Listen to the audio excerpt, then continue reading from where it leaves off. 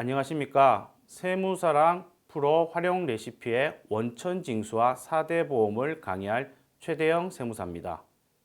이번 시간에는 원천징수 파트 중 원천징수 및 지급명세서 개요에 대해서 알아보겠습니다. 자, 우리가 원천징수 업무를 하게 되면 총 크게 두 가지 부분으로 나눌 수 있겠죠. 두 가지 부분. 첫 번째는 우리가 말하는 소위 원천징수. 원천징수 이행상황신고서를 일반적으로 다음 달 지급일의 다음 달 10일까지 제출하는 원천징수 이행상황신고서와 관련된 것들. 그때 급여자료 입력이나 사업소득 입력, 이런 것들을 다 이제 입력을 하고 원천징수 이행상황신고서를 만들겠죠. 그런 원천징수 부분에 대해서 한 가지가 있을 거고, 또 한 가지는 지급명세서 제출입니다. 지급명세 제출한 안에는 간이지급명세서나 일반 1년에 한 번 제출하는 지급명세서, 이렇게 합쳐서 지급명세서 크게 두 가지로 나눌 수 있는데요. 이 부분에 대해서 이론적인 상황들을 한번 보고 살펴보고 이제 세무사랑 프로를 진행하도록 하겠습니다. 자, 원천징수 제도는 소득자가 자신의 세금을 직접 납부하지 않고 원천징수 대상 소득을 지급하는 원천징수 의무자가 소득자로부터 세금을 미리 징수하여 이제 국가에 납부하는 제도죠. 그래서 우리가 사업자 같은 경우 사업자가 개인이나 법인한테 관련된 소득을 지급을 할 때 그때 일정 부분의 세금을 원천 징수하고 차익 부분을 지급하는 겁니다. 구조 부분을 잘 보시면 원천 징수 의무자가 소득을 지급할 때 원천 징수 세액을 일부 제하고 소득 귀속자한테 소득을 지급합니다. 그래서 관련된 소득에 대해서 원천 징수 이행 상황 신고서를 제출하고 1년에 한 번씩 지급명세서를 세무서에 제출합니다. 그래서 세무서에서 제출받은 원천징수 의무자가 제출한 관련된 자료를 통해서 근로장려금이나 종합소득세 부분을 수익금액 내역들을 소득자한테 통보해서 종합소득세 신고를 하는 구조로 흐르고 있습니다. 자, 원천징수 의무자입니다.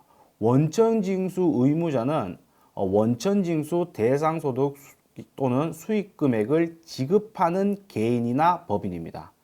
지급하는 개인이나 법인, 원천징수 의무자는 소득을 지급하는 그 지급자가 원천징수 의무자에 해당됩니다. 이자, 근로, 퇴직, 기타 소득을 지급하는 자가 사업자 등록번호 또는 고유번호가 없는 개인인 경우에도 원천징수 의무자에 해당됩니다. 개인이 사업자 번호가 없다고 하더라도 소득을 지급할 때 원천징수 의무가 없는 건 아니니까 그 부분 한번 보시면 될 것 같습니다. 다만 사업도 소득을 지급하는 자가 사업자가 아닌 개인인 경우에는 원천징수 의무는 없다. 이자, 근로, 퇴직, 기타 소득은 사업자가 없는 개인이더라도 원천징수 의무가 있지만 사업소득과 관련돼서는 원천징수 의무가 없다는 부분입니다. 자, 원천징수 대상과 방법에 대해서 알아보도록 하겠습니다. 먼저 원천징수 대상입니다. 원천징수는 소득세, 법인세 부분에 대해서 이제 원천징수 대상이 되는데, 자, 소득세와 법인세를 보면 법인 같은 우리가 원천징수 의무자가 법인에게 소득을 지급할 때 원천징수하는 것들은 몇 가지 안 됩니다. 일반적으로 내국법인을 보면 이자 소득이 대부분입니다. 우리 회사가 법인한테 법인한테 대여금을 빌려서 법인한테 이자 소득을 지급할 때 그때 법인한테 이자 소득에 대해서는 원천 징수하라는 얘기입니다. 그 다음은 배당 소득 관련돼서 투자 신탁 이익에 한정돼서는 원천 징수를 하라는 얘기죠. 그래서 법인 같은 경우는 이자 소득, 비영업 대금 이익이 있죠. 대부분 이자 소득에 대해서만 원천 징수한다 라는 부분입니다. 자, 거주자, 우리 제일 많이 사용하는 거주자겠죠. 거주자 같은 경우는 이자 소득, 배당 소득, 사업 소득, 근로소득, 연금소득, 기타소득, 퇴직 소득, 전반적인 소득에 대해서 원천 징수를 한다고 보시면 될 것 같습니다. 자, 지방소득세입니다. 지방소득세는 특별징수라고 하는데요. 원천징수 의무자가 소득세, 법인세를 원천징수한 경우에 지방소득세도 함께 특별징수합니다. 특별징수하는 세액은 소득세액의 법인세액의 10%죠. 지방소득세는. 자, 납부 방법입니다. 납부 방법은 징수일이 속하는 달의 다음 달 10일, 반기별 납부 대상 원천징수 의무자는 반기 마지막 달의 다음 달 10일까지 지방소득세를 납부합니다. 소득세와 똑같죠. 소득세와. 자, 근로이자 소득 등에 대해서는 명세서를 첨부하지 않을 수 있다. 근로이자 소득에 대해서는 뭐 기본적으로 지방소득세 특별징수를 신고할 때 이 명세서가 첨부되어야 됩니다. 명세서가 첨부되어야 되는데 이 명세서 부분 중에 근로소득이나 이자소득과 관련된 내역에 대해서는 명세서를 별도로 첨부하지 않아도 된다. 그럼 우리가 사업소득이나 뭐 기타 소득 뭐 이런 부분에 대해서는 사실상 명세서를 첨부를 해야 됩니다. 근데 실무적으로는 이 명세서를 별도로 첨부하지 않아도 별도의 크게 문제성은 생기지 않는 것 같더라고요. 지방 뭐 자치단체에서 별도로 자료를 요청하지 않는 이상 제출을 하지 않더라도 사업소득이나 이런 소득에 대해서 제출하지 않더라도 별도로 뭐 관리를 하지는 않는 것 같더라고요. 어쨌든 원천징수라는 것은 세금을 제대로 기한 내에 납부하는 게 제일 우선이지 신고를 어떻게 하는지에 따라서 뭐 가산세가 있는 부분이 아니기 때문에 그건 사실상 두 번째 부분이라는 부분을 아시면 될 것 같아요. 첫 번째는 납부가 제일 선행돼야 되는 게 원천징수 부분이다. 이 부분을 보시면 될 것 같습니다. 관련된 내역은 다음 파트에서 설명을 드리도록 하겠습니다. 자, 원천징수 세율입니다. 원천징수 세율에 일단 법인 먼저 볼게요. 법인 같은 경우는 이자 소득에 대해서 투자 신탁은 14%고요. 법인의 이자 소득에 대해서는 비영업대기 이익은 25%를 원천 징수한다. 나머지는 13%다. 14%는 뭐 금융기관이 뭐 내국 법인한테 원천 징수할 때 이렇게 13%를 띄는 얘기죠. 그러니까 일반 우리 사업자, 일반 개인 사업자든 법인 사업자든 이 사업자가 법인에게 이자 소득을 지급을 한다면 사실 다 비영업대금 이익입니다. 그러니까 25%의 비영업대금 이익이 원천 징수된다라고 보시면 될 것 같습니다. 개인입니다. 개인의 이자 소득 같은 경우도 마찬가지입니다. 금융기관이 아닌 이상 비영업대금 이익에 대해서는 일반 법인한테 대여금이나 이런 부분에 대해서는 25%의 이자 소득에 대한 원천 징수를 한다라고 보시면 될 것 같습니다. 배당소득입니다. 개인이 배당을 소득자가 배당을 받았을 때 이 개인이었을 때의 배당소득은 얼마의 원천 징수를 하냐? 기본적으로는 14%의 원천 징수를 합니다. 자, 14%의 원천 징수를 한다고 보시면 될 것 같고요. 자, 사업소득이다. 사업소득에 해당되면 3%를 원천 징수합니다. 소득의 3%를 원천 징수합니다. 원천 징수 대상 사업소득은 뭐 여러 가지가 있겠지만 우리 보험 모집인과 관련돼서 사업소득 연말정산 하시는 분들도 있잖아요. 그 분들은 연말정산 대상자라 하더라도 우리가 원천징수, 매달 원천징수를 해서 납부할 때의 원천징수 세율은 똑같이 3%입니다. 마지막에 우리가 연말정산을 할 때 구조가 근로자와 비슷할 뿐이지 기본 원천징수는 일반 사업소득과 마찬가지로 3%를 원천징수합니다. 근로소득자입니다. 근로소득자 같은 경우도 간이세액표에 따라서 기본세율을 적용받습니다. 간이세액표는 이제 부양가족이나 소득 규모나 이런 거에 따라서 이렇게 나눠져 있는 책자로 되어 있는 간이세액표가 있어요. 그 표에 맞게끔 세율이 부과됩니다. 매월 근로소득자들은. 자, 일용 근로소득자입니다. 일용 근로소득자는 비과세 부분, 우리 말하는 15만 원이죠. 그 15만 원을 제외한 금액에 6%가 원천 징수가 됩니다. 거기에 뭐 우리 근로소득 세액공제 이런 부분에 대해서 그래서 쉽게 얘기해서 이제 15만 원 빼고 45% 곱해서 이제 6% 부분에 대해서 원천 징수를 하겠죠. 기타 소득입니다. 기타 소득 같은 경우 일반적인 경우는 20%를 원천 징수합니다. 필요 경비가 있다면은 그 경비를 뺀 금액에 대한 소득 금액에 대해서 이제 20%를 원천 징수합니다. 종교인 소득을 보면 종교인 소득도 근로소득과 마찬가지로 각자의 종교인 소득에 관련된 간이 세액표가 있습니다. 그 세액표에 따라서 세율을 뗍니다. 우리가 사업소득 연말정산 같은 경우, 보험모집 같은 경우는 일반 사업소득자들과 마찬가지로 3%의 원천 징수를 하지만 종교인 소득은 별도로 종교인 소득, 기타 소득 안에 범주에 포함됩니다. 그렇지만 종교인 소득 같은 경우는 기타 소득처럼 일반 기타 소득처럼 20%를 원천 징수하는 게 아니라 근로소득 간이세액표처럼 종교인 소득에 대한 간이세액표가 있는데 그 세액표에 따라서 일반적인 세율에 따라서 원천 징수합니다. 종교인 소득, 기타 소득에 대해 해당되는 종교인 소득 같은 경우에도 마지막에 신고 방식이 또 따로 있죠. 연말정산을 하기 위해서 종교인 소득 연말정산하는 방법과 그냥 기타 소득을 신고하는 방법이 있죠. 그렇지만 매달 신고할 때는 사업소득 3%인 거와 마찬가지로 종교인 소득과 관련된다면은 연말정산을 선택을 하든 선택을 하지 않든 각각 차이점 없이 간이세액표에 의해서 기본 세율이 부과된다라고 보시면 될 것 같습니다. 자, 법인은 설명드렸고요. 자, 그 다음 원천징수 제외 및 배제 부분에 대해서 보도록 하겠습니다. 먼저 원천징수 제외입니다. 과세 건별 기타 소득 금액이 5만 원 이하, 기타 소득 금액이 5만 원 이하인 경우에는 원천 징수를 하지 않습니다. 예, 이 경우에 원천 징수를 하지 않는다고 하더라도 실질적인 원천 징수 이행 상황 신고서나 지급 명세 제출은 해야 되겠죠. 자, 원천 징수 배제입니다. 지급되지 아니함으로써 소득세가 원천 징수되지 아니한 소득이 종합소득에 합산되어 소득세가 과세된 경우에는 원천 징수를 하지 않습니다. 뭐 당연한 얘기겠죠.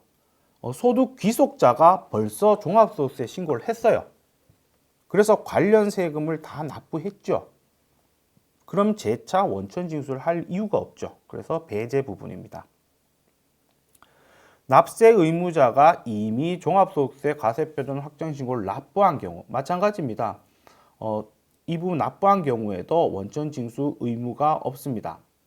자, 여기서 보시면 원천 징수 납세 여부 부분에 있어서 보시면 이미 소득자가 종합소득세 등 신고 시 합산하여서 납부한 경우에는 납부할 필요가 없습니다. 자, 이 경우에 불성실 가산세는 어떻게 되느냐? 원천 징수 등의 납부 지형 가산세가 부과 대상입니다.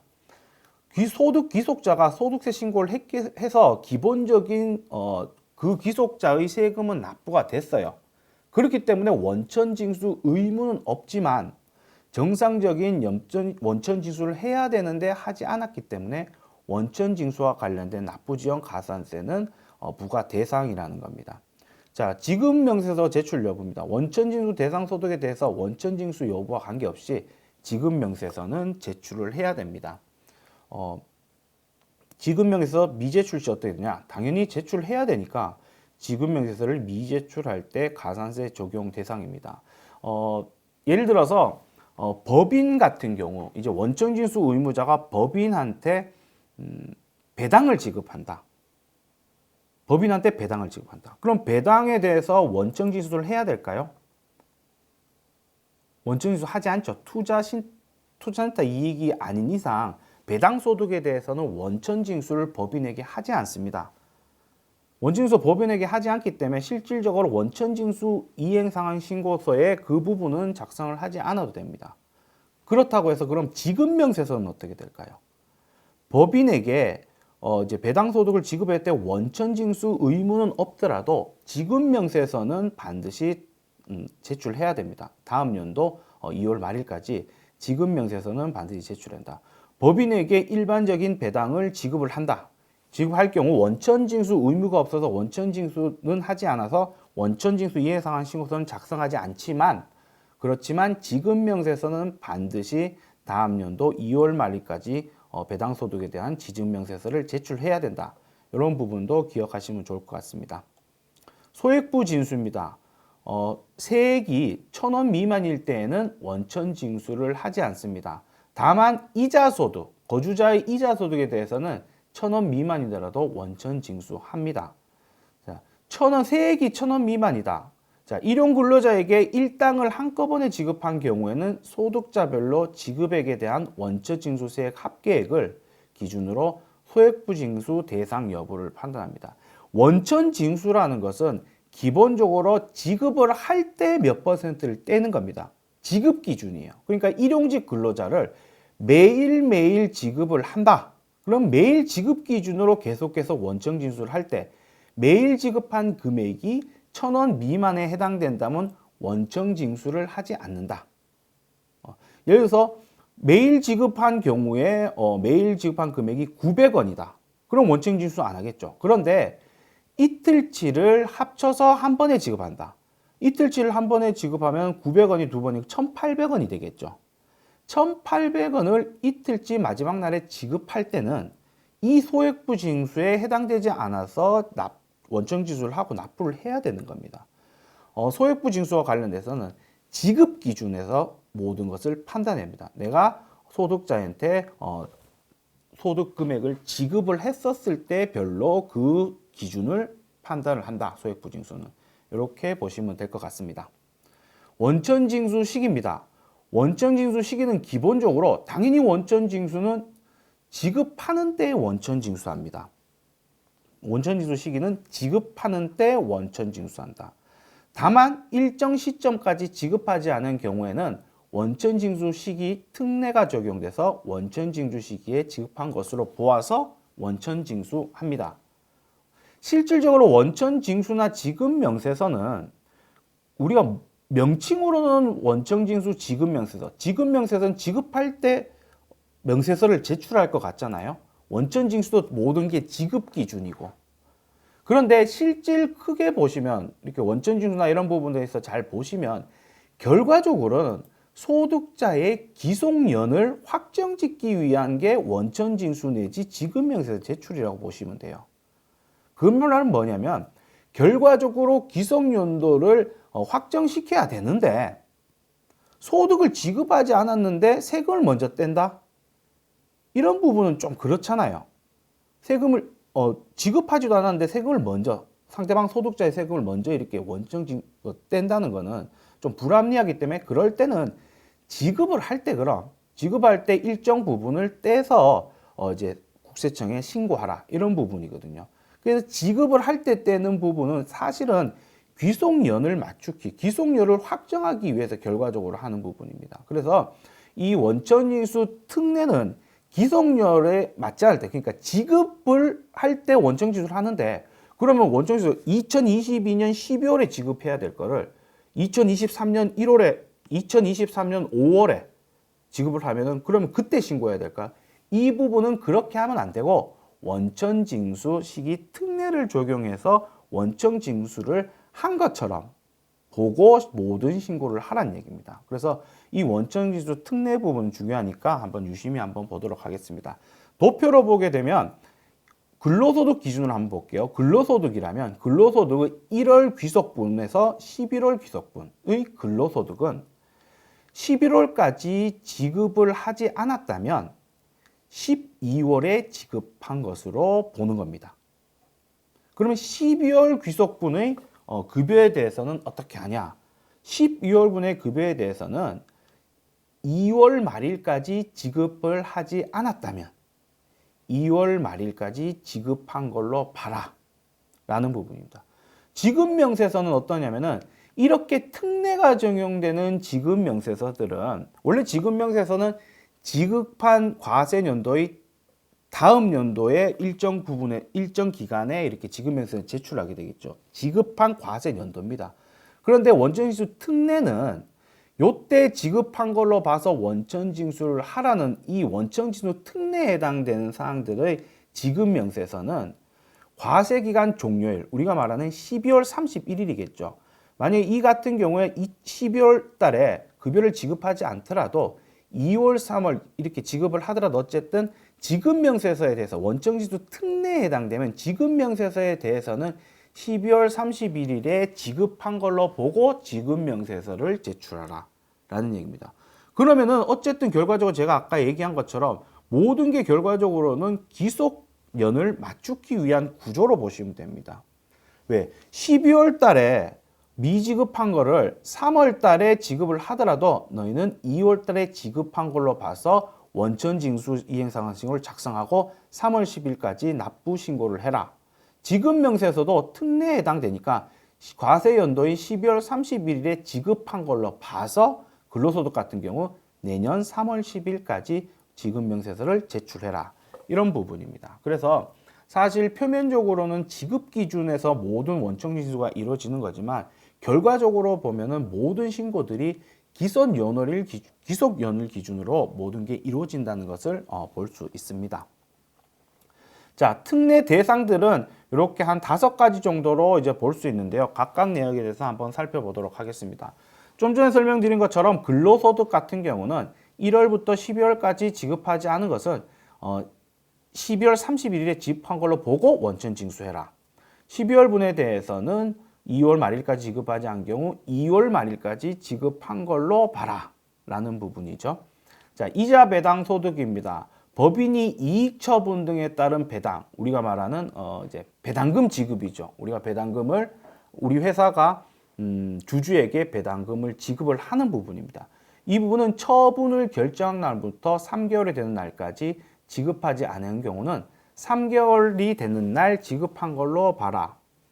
우리가 주점결의나 이제 결산 확정이 돼서 3월 말일에 배당을 하기로 확정이 됐어요. 2023년 3월에. 배당하기로 확정이 됐는데 지급을 그 배당소득에 대한 지급을 3월에 지급을 확정시키고 4월, 5월, 6월, 7월에 지급하게 됐어요. 7월이면 4개월이죠. 4개월. 7월에 지급할 때는 7월에 지급한 걸로 보는 게 아니고 6월에 지급한 걸로 봐서 7월 10일까지 배상소득에 대해서 신고를 하라. 이런 부분을 얘기하는 겁니다. 이 부분 보시면 될 것 같고요. 그 다음 기타소득입니다. 기타소득, 법인세법 67조에 따라 처분되는 배당소득과 기타소득. 우리가 말한 이제 소득 처분을 얘기하는 거죠. 소득 처분. 배당소득과 기타소득. 우리가 소득 처분에 있어서 배당이 있을 수 있고 기타가 주주에 해당된다면 배당일 거고 나머지는 기타가 될 거고 또 여기에 포함되는 게 이제 상여 부분, 근로소득자에 대해서 소득 기록이 있다면 상여 부분, 배당소득, 기타소득, 그럼 근로소득까지 포함이겠죠. 그런 소득 처분이 있었을 때는 소득금의 병동통지서를 받은 날에 원천 징수를 한 것처럼 보고 신고해라. 그 다음 법인세 과세표준 신고에 대해서는 그 신고일 또는 수정 신고일에 원천 징수를 한 걸로 해서 다음 달 10일까지 제출하는 입니다. 소득금의 병정통지서라는 것은 일반적으로 세무조사가 나왔었을 때 이제 예를 들어서 대표자의 상여 처분이 발생됐다. 그랬었을 때 회사의 소득금액 변동통지서를 받습니다. 그럼 이제 그 대표자의 그때 귀속된 근로소득과 상여 처분된 근로소득을 합쳐서 이 부분을 원천징수해서 제출해야 되겠죠. 그래서 원천징수는 소득금의 변동통지서를 받은 날 원천징수를 한 걸로 봐라. 자, 법인세입니다. 법인세 우리 신고가 3월 말일, 일반적으로 3월 말일에 신고한다 쳐요. 그랬을 때 3월 말일에 우리 법인세 신고를 해보니까 소득 처분에 상여나 배당 이런 부분들이 있다. 그럼 귀속 시기가 상여나 배당이 있다. 그러면 상여 대상자나 배당 대상자에 대한 원천 징수 부분에 대해서는 이제 신고일에 원천 징수한 걸로 봐서 다음 달 10일까지 이렇게 원천 징수 이행 상황 신고서를 이제 제출하고 납부를 하는 겁니다. 이 경우에는 원천 징수 특례가 돼 있기 때문에 신고일이나 받은 날이 정상적인 원천 징수 날입니다. 그 말은 뭐냐면 결과적으로 이건 정상적이기 때문에 별도의 가산세나 이런 대상도 아니고 수정신고 대상도 아닙니다. 이거는 정상적인 신고지 수정신고가 아닙니다. 이런 부분도 잘 보시면 될 것 같습니다. 사업소득입니다. 사업소득 같은 경우는 사실상 법상은 그래요. 우리가 실질적으로 실무적으로는 우리가 사업소득 같은 경우 12월분 사업소득을 다음 연도 1월달 이렇게 지급을 하고 이렇게 정리를 하고 있지만은 실질적으로는 사업소득의 소득에 대해서는 연말정산 사업소득만 특례부분, 원천징수 특례 부분이 있습니다. 연말정산이라면 대상 사업자들, 보험모집이나 방문 판매인 일정 부분의 그런 방문 판매인들에 대해서만 대상이 있는 부분인데요. 자, 보시면은 똑같이 근로소득과 같은 구조입니다. 1월부터 12월분에 대해서는 12월 31일까지, 12월분에 대해서는 2월 말일까지, 이때까지 지급하지 않았으면 이때 지급한 걸로 봐라 라는 부분입니다. 퇴직소득도 마찬가지입니다. 퇴직소득도 근로소득과 사업소득과 마찬가지 구조로 지급 시기에 따라서 각각 이렇게 이런 날짜를 원천 징수를 안 했지만 한 걸로 정해라. 그래서 신고해라. 이런 부분입니다. 자, 원천징수 가산세 부분을 한번 보겠습니다. 원천징수는 납부기한까지 납부하지 아니하거나 과소납부할 때 가산세를 부담합니다. 자, 그 말은 뭐냐면은 납부기준입니다. 원천세는. 자, 그 부분을 보시고 원천징수 의무자가 매월분 급여에 대해 간이세액표에 의한 세액보다 과소납부한 경우에는 원천징수 등 납부지연세 가산세가 적용됩니다. 그러니까 우리가 실무적으로 간이세액표에 따라서 정상적으로 해야지 가산세가 부담을 안 되는 거죠. 이 원칙적인 얘기죠. 근데 실질 실무에서 보면은 임의로 조금 원천징수 금액을 조율하고 하는 부분이 발생되게 되죠. 그런데 사실 그런 것들은 사실 원천징수를 원천수를 더 많이 한 거에 대해서는 사실상 가산세가 있을 수는 없겠죠. 어떻게 보면. 그런데 원천징수를 과소하게 임의로 과소하게 했다면 사실상은 납부지연 가산세 대상이다 라는 부분을 보시면 될 것 같습니다. 당연한 얘기입니다. 사실. 자, 가산세 계산입니다. 가산세는 기본적으로 납부 기준으로 돼 있는데 미납세액의 3%의 나머지 일수에 따라서 만분의 2.2%를 일수에 맞게끔 이렇게 계산한다. 한도는 10%라는 부분을 보시면 될 것 같습니다. 좀 복잡하긴 한데요. 2022년 2월 14일까지는 만분의 2.5였습니다. 이거는 소득세, 법인세 부분입니다. 지방소득세 특별징수에 대해서는 2022년 6월 6일까지는 2.5%입니다. 그러니까 소득세, 국세 부분과 지방세 부분이 이제 시기가 다릅니다. 달라서 복잡한데 사실상 수기로 모든 것을 계산하는 부분이 아니고 세무사랑 프로나 관련된 자료를 위해서 이게 수기로가 아니라 이 데이터를 저절로 이렇게 하는 부분으로 가산세를 매기기 때문에 이런 부분이다라는 부분만 좀 알면은 될 것 같습니다. 자, 지방소득세 특별징수 등에 대한 가산세입니다. 지방소득세는 보겠습니다. 지방소득세도 마찬가지 구조로 흐릅니다. 미납의 10% 소득세 과소납부한 세액의 10%를 한도로 이제 가산세가 부담합니다. 계산법은 국세와 동일하게 각각 세액에 대해서 구조는 동일합니다. 자, 이 부분 한번 보실 건데요. 사례로 원천징수 이행상환 신고서를 작성했다. 그런데 그에 관련돼서 다음 달 10일까지 납부를 하지 않았다. 이 경우에는 가산세 대상입니다. 모든 게 납부 기준입니다. 원천세는. 원천징수 이행상환 신고서를 제출하지 않았다. 그런데 납부는 했다. 그러면 가산세 대상은 아닙니다. 어쨌든 원천징수, 어쨌든 남의 돈에 대해서 돈을 받았으면 빨리 정한 기간 내에 납부를 하라는 얘기죠. 그래서 원천징수는 납부 기준으로 가산세를 모든 거를 책정을 합니다. 이런 부분을 보시면 될 것 같습니다. 자, 연말정산 가다공제에 따른 가산세입니다. 자, 단순 착오 또는 세법의 무지로 인해서 연말정산 시 과다공제 받은 경우에도 원천징수 의무자는 원천징수 납부지연세를 납부해야 됩니다. 근로소득자가 잘못 제출했어요. 내역에 대해서. 그 사실관계에서 확인을 받아서 우리는 신고를 했지만은 그래도 원천징수 의무자한테 납부지연 가산세가 부담될 수 있다라는 부분 보시면 될 것 같습니다. 자, 원천징수는 기본적으로 지급한 달의 다음 달 10일까지 신고 납부를 해야 됩니다. 그런데 일정 규모의 사업 원천징수 의무자한테는 한 달에 한 번이 아닌 6개월 단위로 원천징수를 신고하고 납부할 수 있도록 했습니다. 그 부분이 반기별 납부 제도입니다. 직전 연도 신규 사업자 같은 경우는 신청일이 속하는 반기겠죠. 직전 연도의 상시 고용 인원의 평균 인원이 20명 이하인 경우에는 이제 신청을 하고 그 신청을 국세청에서 승인을 받아서 반기별 신고 납부가 가능하다는 얘기입니다. 상반기는 6월 1일부터 6월 30일이고 하반기는 12월 1일부터 12월 31일까지 신청이 가능합니다. 이 신청은 반드시 국세청의 승인을 받아야 됩니다. 자, 우리가 만약에 6월 1일에서 6월 30일 일정 기간 6월 달에 신고를 했다. 그럼 언제부터 반기별 신고를 할 수 있을까요? 돌아오는 7월부터 할 수 있는 겁니다. 12월은 마찬가지죠. 그 다음 연도 1월부터 할 수 있습니다. 이때 신청했다고 해서 1월부터 6월분을 하는 게 아니고 이 앞으로 다가올 7월부터 당연히 반기별 대상자가 된다는 겁니다. 승인을 통해서. 자, 반기별 신청은 홈택스에 보시면 홈택스의 신청 제출 쪽에 일반 서류에서 반기별 신청 승인 신청서 있습니다.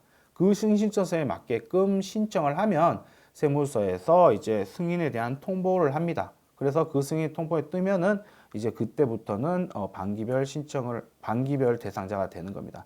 반기별 대상자는 이제 반기의 마지막 달의 다음 달 10일까지 신고 납부할 수 있죠. 6개월에 한 번 신고를 하는 개념이죠. 뭐 특별한 이유를 빼고는. 그래서 반기별 납부 제도는 이렇게 6개월 단위로 신고하는 제도이다라는 부분을 보시면 될 것 같습니다.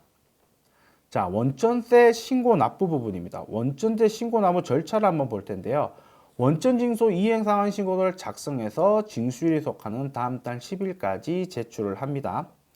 징수일이 속하는 달의 다음 달 10일까지 제출뿐만 아니라 납부도 합니다. 여기서 사실상의 중요한 것은 납부가 제일 중요하다라는 부분입니다.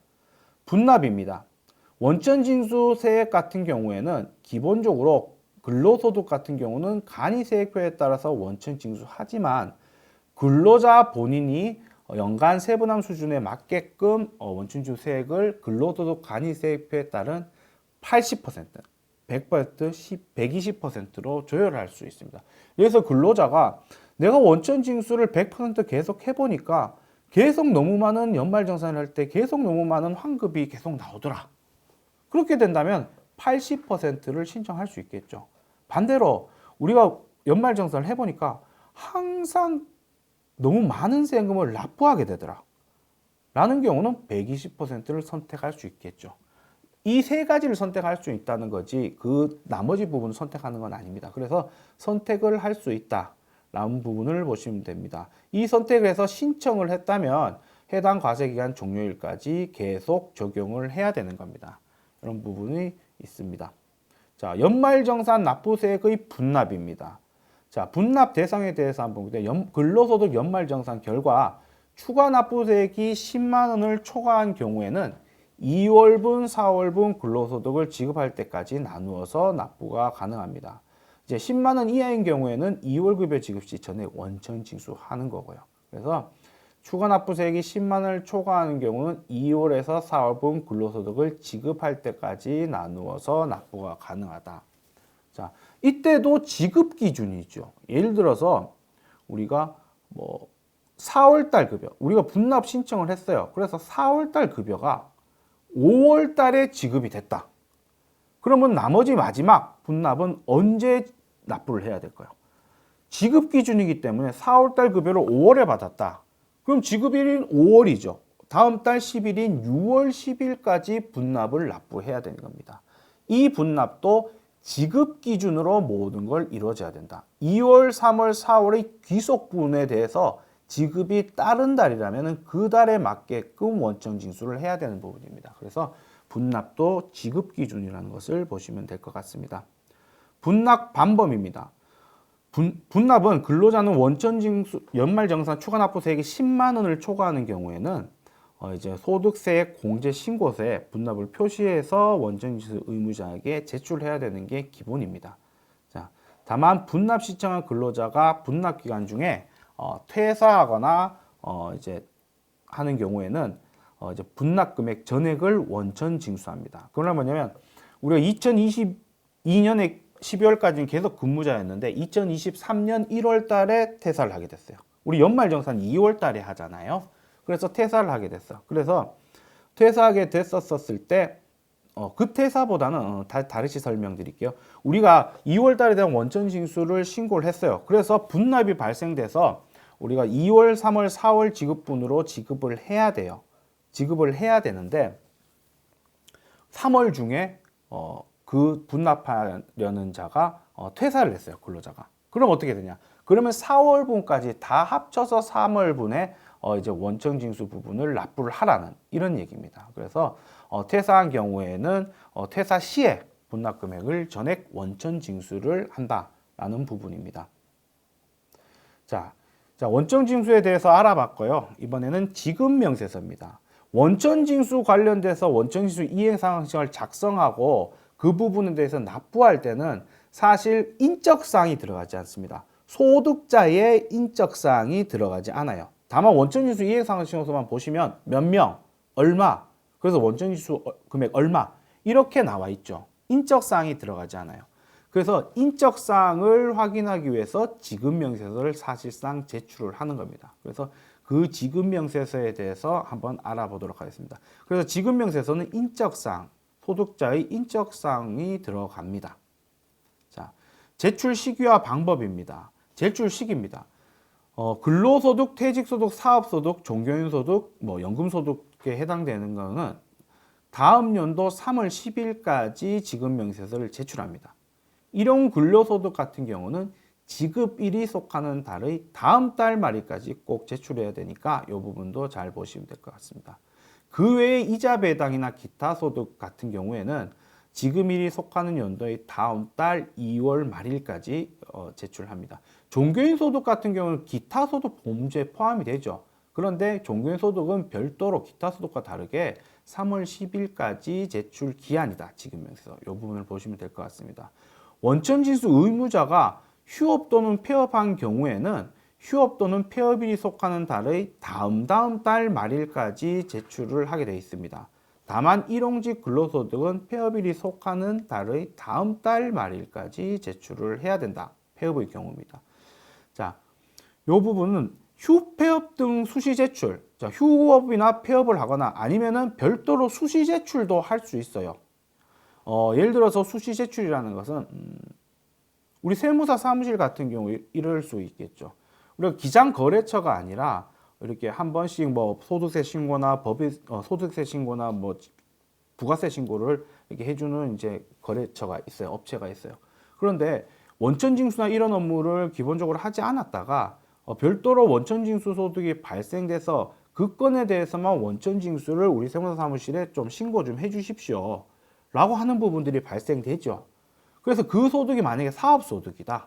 라고 한다면은 그 사업소득을 신고해 줍니다. 근데 신고해 주면 불편한 게 뭐냐면은 모든 것을 이제 해야 돼요. 왜냐하면 첫 번째로 원천징수 이행상황신고서를 만들어야 돼요. 그래서 제출을 하겠죠.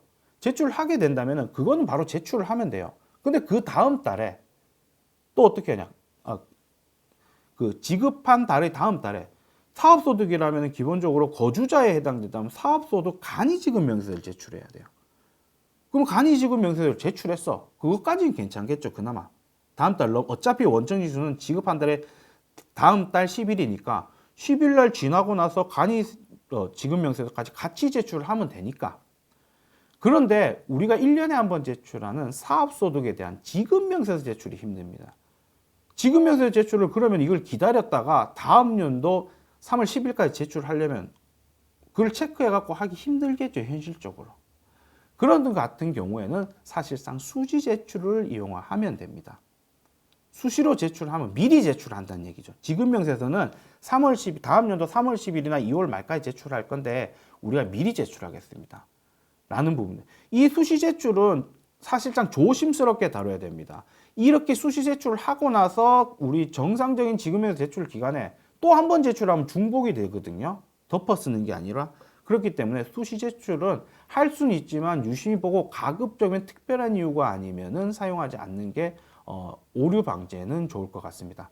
어쨌든 휴업 폐업 같은 경우에 수시 제출을 해야 되니까 그 부분에 대해서입니다. 매년 7월에서 8월에서 다음 연도 1월까지 수시 제출분은 홈택스에서 전자 제출을 할 수 있습니다. 홈택스 전자 제출은 그 말은 뭐냐면은 2월부터 6월, 7월까지는 전자 제출 안 된다는 겁니다. 수시 제출. 폐업을 하더라도 실질적으로 수기로 작성해서 서면으로 신고를 해야 되는 겁니다. 번거롭지만 어쨌든 그렇습니다. 지금 홈택스에 가보시면 수시 제출 기간이 8월부터 다음 연도 1월로 되어 있습니다. 그러니까 7월도 안 됐었죠. 지금 어차피 10월이니까 별반 상관없겠지만 지금 기간에는 수시 제출이 가능하지만 기본적으로 2월에서 7월, 2월에서 6월이라는 기간에 대해서는 수시 제출은 전자 제출을 할 수는 없다. 서면으로 수시로 제출을 해야 된다는 부분도 보시면 될 것 같습니다. 매월 말일 기준으로 최종 제출한 자료를 유효한 자료로 인정을 합니다. 이 부분은 아까 전 연말정산 아까 전 지급명세 제출에 1년에 한 번 제출하고 다른 얘기입니다. 그러니까 어쨌든 수시 제출 한 번 하고 제출하지 않아야 될 걸 다음 연도에 또 모르고 제출했다라고 한다면 중복이 된다는 얘기죠.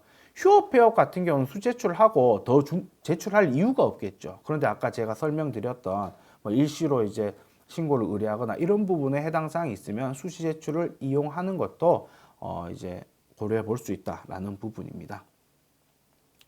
자, 간이 지급명세서입니다. 지급명세서는 지급명세서 1년에 한 번 제출한 지급명세서와 이제 일정 부분에 제출하는 간이 지급명세서로 두 가지로 나누죠. 그래서 이번에는 간이 지급명세서의 제출 시기입니다. 간이 지급명세서는 두 가지 종류입니다. 자, 상용직 근로소득자입니다. 상용직 근로소득자는 지급일이 속하는 반기의 마지막 달의 다음 달 말일까지 간이 지급명세서를 제출합니다. 거주자의 사업소득입니다. 거주자입니다. 비거주자는 간이지급명세서 제출하지 않습니다. 그래서 거주자의 사업소득은 지급일이 속하는 달의 다음 달 말일까지 플러스 1개월이죠. 그래서 사업소득은 간이지급명세서를 제출해야 된다. 원적징수 의무자가 휴업, 폐업하는 상용 근로소득은 휴업 폐업일이 속하는 반기의 마지막 달의 다음 달 말일까지입니다. 폐업한다면은 반기의 마지막 달의 다음 달 말일까지는 얘기죠. 근데 거주자의 사업소득은 폐업일의 다음 달 말일까지 제출 기한입니다. 제출하지 않으면 당연히 가산세가 있죠. 그래서 폐업한 경우에는 자기 간이지급명세서 제출 기한 이전에 지급명세서를 제출한 경우에는 제출 의무는 면제됩니다. 자, 어쨌든 지급명세서 폐업 기준으로 본다면 지급명세서와 간이지급명세의 제출 기한이 상당히 복잡합니다. 지급명세서 같은 경우에는 폐업인 경우에는 폐업의 다음 달 말일까지 제출하지만 일용직 같은 경우는 다음 달 말일까지 제출하라. 간이지급명세서는 상용직 근로자는 반기의 마지막 달까지 해도 된다. 원래 기간하고 똑같은 개념이죠. 근데 거주자는 폐업일에 속하는 달의 다음 달 말일까지 간이지급명세서를 제출하라 라는 부분입니다. 그러면은 간이지급명세서를 폐업한 경우에는 간이지급명세서를 사업소득에 해당된다면 간이지급명세서보다 사실상 이 지급명세서 제출이 늦어지는 부분이 되겠죠. 실질적으로 사업소득에 해당된다면 사업소득은 폐업일의 다음 달 말일까지인데 간이지급명세서는 다음 달 말일까지 제출하겠죠. 그러니까 이 시기나 이런 부분이 틀어집니다. 그래서 그냥 간편하게 우리가 사업소득자나 일용직 근로소득자가 있다면 그냥 지급명세서를 다음 달 폐업일의 다음 달 말일까지 다 제출하십시오. 그러면 이도저도 이런 거 볼 필요가 없겠죠. 왜? 최고 빨리 제출해야 되는 간이지급명세서니까. 근데 간이지급명세서는 아까 얘기했지만 폐업인 경우 간이지급명세서 제출 기한 이전에 지급명세서를 제출한 경우는 간이지급명세서 제출 안 해도 되죠. 그러니까 폐업한 경우에 사업소득과 일용직 근로소득이 있다면 폐업한 달에 다음 달 말일까지 지급명세서만 제출하는 게 제일 깔끔합니다. 나머지 부분들은 이제 기간에 맞게끔 제출하더라도 어쨌든 폐업한 다음 달의 다음 달 말일까지 모든 지급명세서만 폐업자 같은 경우는 모든 지급명세서만 제출하면 사실상 나머지 부분에 큰 문제가 없다는 부분입니다. 이 부분도 보시면 될 것 같습니다. 자, 지급명세서 불성실 가산세입니다.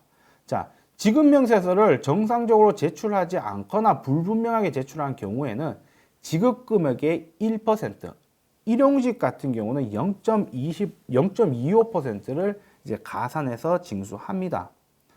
제출 기한이 지난 후 3개월 내에 일용직 근로자는 1개월 내입니다. 제출한 경우에는 지급금액의 0.5%, 50%를 감면해 준다는 얘기입니다. 자, 여기에서 보시면 제출된 지급명세서가 불분명하거나 사실과 다른 경우에는 가산세 감면이 없습니다. 자, 지급명세서를 늦게 제출하거나 불분명할 때 가산세가 있는데 불분명할 때는 감면을 해주지 않는다, 기한 내에.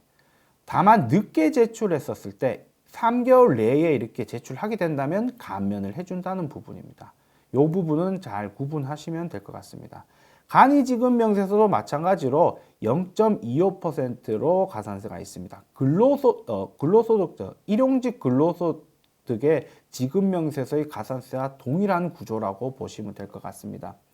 제출기한이 지난 후 3개월 내에 사업소득의 경우에는 1개월입니다. 간이지급명세는 제출하는 경우에는 50%를 가산세를 감면해 줍니다. 마찬가지로 불무만 경우에는 감면이 되지 않습니다.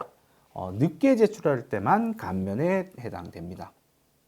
자, 이렇게 해서 지급명세서와 원천징수 전반적인 내역을 이제 봤는데요. 지급명세서 제출 시기를 한번 볼게요. 자, 아까 설명드렸듯이 근로소득, 취직소득, 사업소득 같은 경우에는 사실상 다음 연도 3월 10일까지 제출 기한이죠.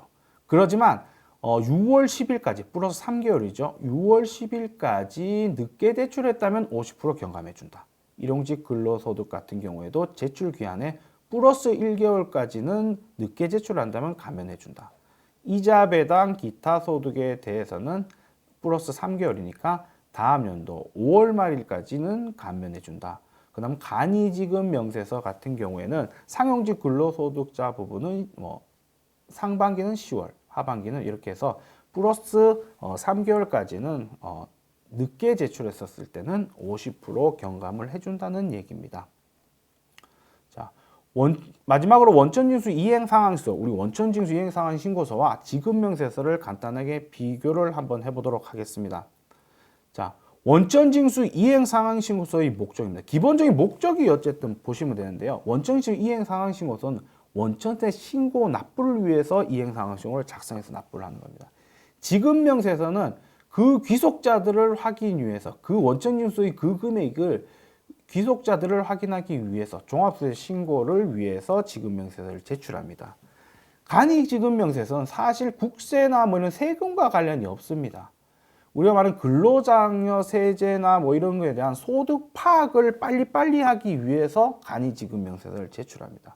이것 때문에 실질적으로 우리 세무 업무하는 이제 분들은 상당히 불편하죠. 사실 이건 세금과 관련이 없는 부분을 의무적으로 부여를 한 거니까. 그래서 어쨌든 목적은 이렇습니다. 제출자는 다 똑같이 원천징수 의무자입니다.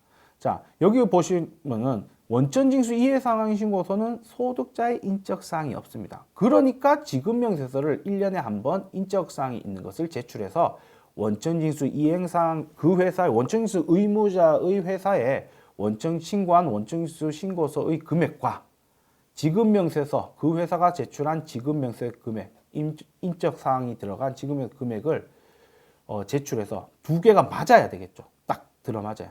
그러면 모든 신고가 정상적으로 이루어지는 부분이죠. 이렇게 해서 소득자의 인적사항은 원천징수 이행상황 신고서에서는 들어가지 않지만 지급명세서에서는 들어갑니다. 간이지급명세서 당연히 근로자녀세제를 파악하기 위해서 인적사항이 당연히 들어가겠죠. 자, 나머지 부분 제출 기한이나 이런 부분에 대해서는 추가적으로 설명을 드렸습니다. 자, 전반적으로 원천징수나 지급명세서에 대해서 이제 설명을 드렸는데요.